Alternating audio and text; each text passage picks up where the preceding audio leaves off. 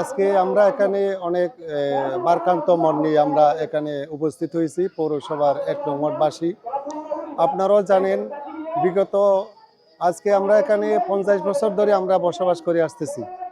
এখানে আমরা ৫০ বছর ধরে বসবাস করে আসতেছি।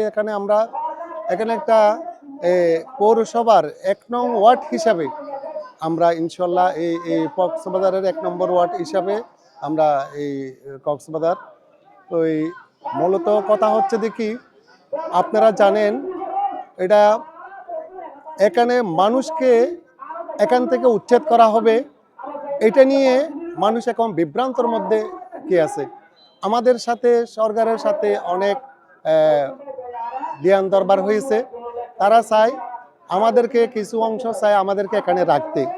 আর যারা এখান থেকে বাণিজ্য করে মানে ওই জলবায়ু উদ্বাস্তের জন্য যে ফ্ল্যাটগুলি কুরুশকুলের আশ্রয় প্রকল্প নামের যে ফ্ল্যাটগুলি করা হয়েছিল, এই ফ্ল্যাটগুলির মধ্যে আমাদেরকে ওখানে হস্তান্তর করার জন্য কিছু দালাল চক্র সেখানে কি হয়েছে, ঐক্যবদ্ধ হয়েছে। এখানে আমরা চাই আমরা এখানকার মানুষ এখানেই বসবাস করতে চাই। এলাকার দালালের চক্রান্ত আর দালালের হাতে না মানি হয়তো এখানে কম মধ্যম দেওয়া যায়, এছাড়া কোনো সুযোগ নাই। আর অধিকার আছে, আর স্বভাব আছে, আর দেশের নাগরিক। সরকার মানি জনগণ, জনগণ মানি সরকার। আবেদন করছি অনেকবার হয়েছি, অনেকবার আব্দুল গরি নেডি থাকি পথ ধরি এবং নাহিদ মারা গিয়ে প্রায় 1 বছর নাহিদ মারা গেছে। ওকে চলে যেতে পুয়া স্বীকৃতি পুয়া ওর বাপ প্রফেসর মা প্রফেসর ওকে চলে যেতে হবে, তার রক্ত দিয়ে দেয় এই পুয়ার উদ্দি আর উড়িয়ে রে আর এলাকা ধরে যেতাম নয়, আর এলাকা তাইকম কিন্তু এটা অনেকের হতন বুঝলাম আর অনার যাওয়া পরে আর শুধু হওয়ার গাড়ি বলে আর ফেরত পারি না চাই। আর কেন আর যদি 50 লাখ করে টিয়া দেয়, 50 লাখ করে টিয়া দিলে আর তো যাই দে নলে করতো নলেজ 50 লাখ করে দেওয়া হরি হোক আর ভবিষ্যৎ দিবেন আছে আর পঞ্চান আছে আর বাপ দানা এটা খবর দিয়ে দীর্ঘদিন ধরে আমাদের এখানে কেউ একখানে আছে, কেউ 8 ঘন্টা আছে, কেউ 10 ঘন্টা আছে, আরাতুন একটা গাছ আছে, আরাতুন গাছ গোছালা আছে, আরাতু গারু ছাগল আছে। আমরা কুতুবদিয়া থেকে নদী বাগান মানুষ আমরা আসতেছি, আমরা ওইখানে এত ছোট নিয়ে আমরা থাকতে পারবো না।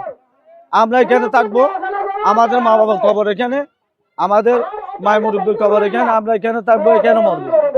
এক কথা শেষ। এটা ছাড়া আর অন্য কিছু আমরা মানবো না।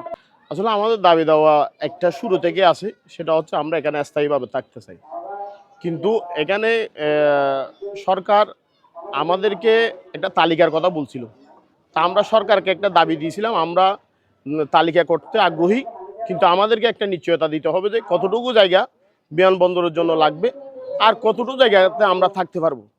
এভাবে আমরা বারবার বলছিলাম, কিন্তু এখানে দেখা যাচ্ছে যে সরকারের বা অন্য প্রতিনিধিরা আমাদের কিছু কুচক্রী মহলের সাথে যারা সবসময় ফ্ল্যাট নামে হাজার হাজার লক্ষ লক্ষ টাকা এর আগেও আত্মসাৎ করেছে, এখনো যে কতগুলো ফরম এখন বিক্রি করা হচ্ছে রাতের আন্ধারে, সচেতন এলাকার মানুষরা এগুলো জানে না। 50,000 টাকা, 20,000 টাকা, 2,000 টাকা যার থেকে যেরকম পাচ্ছে সেরকম নিয়ে এই ফরম বাণিজ্য হচ্ছে। আমরা এই ফরম বাণিজ্যের অবসান চাই এবং আমরা আমাদের মৌলিক অধিকার বাসস্থানের নিশ্চয়তা চাই। এটা হচ্ছে আমাদের কথা।